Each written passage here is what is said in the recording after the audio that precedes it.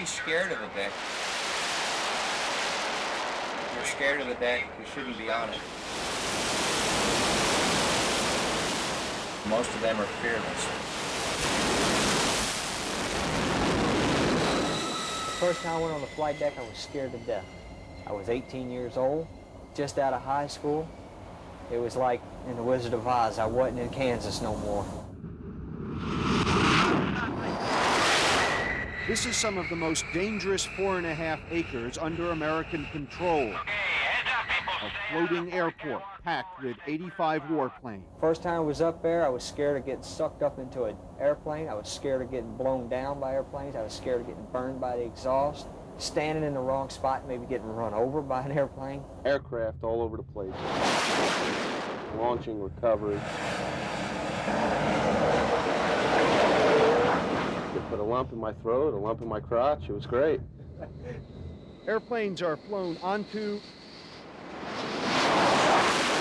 and off of the Kennedy with the precision and speed of a jet-powered ballet. Heads up for the emerging abandoned aircraft. People stay out of the force network forward. Stay clear of the power line.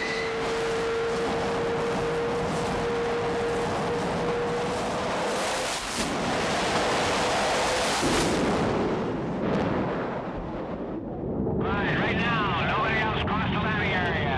We're making a ready deck. 307's a trap. This is the hub of the flight operations on the carrier. Gear fuel primary, what's the problem over there? This is the hot seat. Commander John Warren is the Kennedy's air boss. The air boss is the choreographer for this whole ballet. We got one fixed wing to go. This time you'll be a trap. 5 knots is a trap, time 4E. But the people that are on the deck are the people that make the flight deck run. Take me through who's who on the flight deck. There are all these people wearing different colored jackets. The true heads of the flight deck are the yellow shirts. They're the directors. They have brown shirts. They do the daily and turnaround maintenance on the aircraft. Blue shirts, they're the ones that carry the chocks and chains. And the red shirts? They handle weapons. White indicates some sort of safety, quality assurance, or final check. Purple shirts, they're great. Their responsibility is to make sure that all the aircraft are fueled. And the men who wear green work on one of the 4 catapults, 2 million horsepower slingshots that can blast a 65,000-pound airplane from 0 to 150 miles per hour in 2 seconds. Is there anything that scares you about this job? I think that the thought of losing a life on the flight deck scares me. He's training to be a topside safety petty officer. He's responsible for hooking each and every one of these planes up, making sure they're hooked up properly as they get off the flight deck. If he screws up, he kills himself, he can kill me, he can kill both the pilots in the plane, or he can take out a whole number of people. You've got to know what you're doing.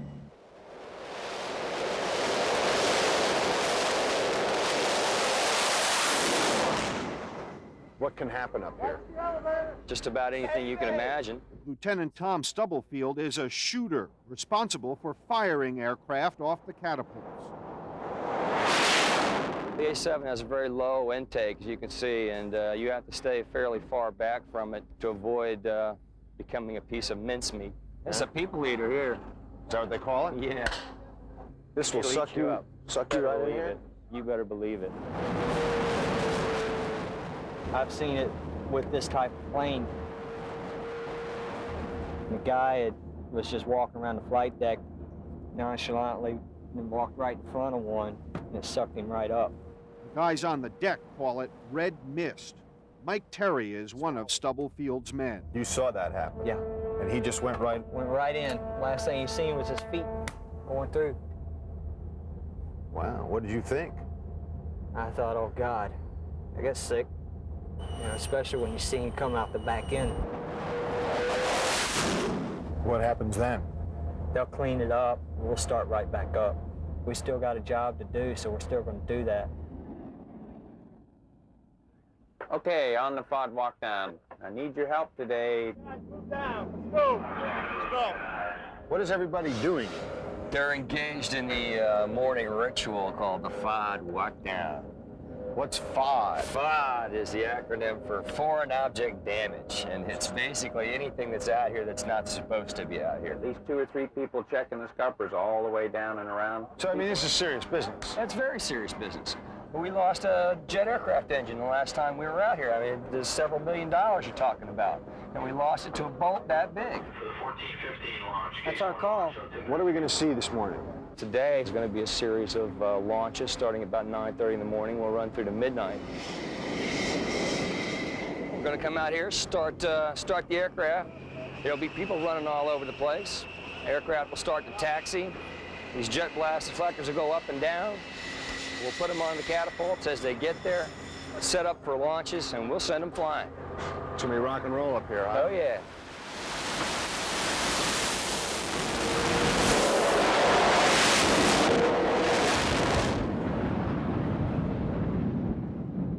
Launch separately complete. Keep Cat 1 over. So how'd that go?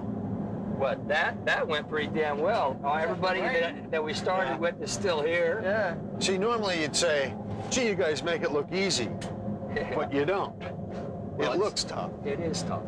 As you saw, it started raining, and the deck gets covered with grease. It gets slick. The airplane starts sliding around, and it's not easy. I like that style thing that you have. You just jump up in the air. Gotta have style. Style's very important. The guys critique me on my style. How is the style? It's a 7? Mr. Barty and Mr. Anderson, they were 10s. They were 10. Yeah, well, I happen to know Steve Barty, and he is no 10. Everybody hot dogs it a little bit. Don't you see the style these guys put on their deck edge turns? Talk about your prima donnas. Well, wait a minute. They're not the only prima donnas here. I saw you. Well, sure. That's right. I mean, you were putting on a show in addition to the fact that you're launching airplanes. When you say hook 'em up, every eye goes to you. I mean, Captain doesn't like it if you look like a geek. You know, I've heard him say to a guy, either jump like a man or keep your feet on the deck. You know, so. And you? Yeah, he never said it to me. You jump like a man. I tried to.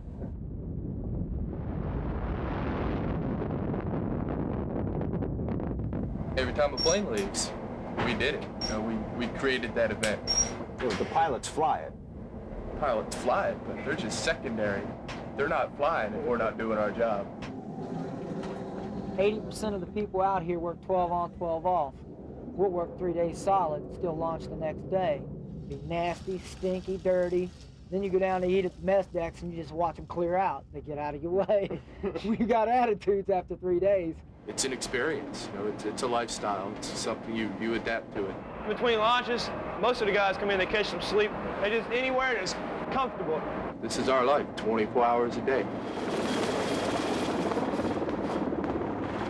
And as you're doing your maintenance, you think, boy, I'm tired, you know, I don't know if I can take it very much longer.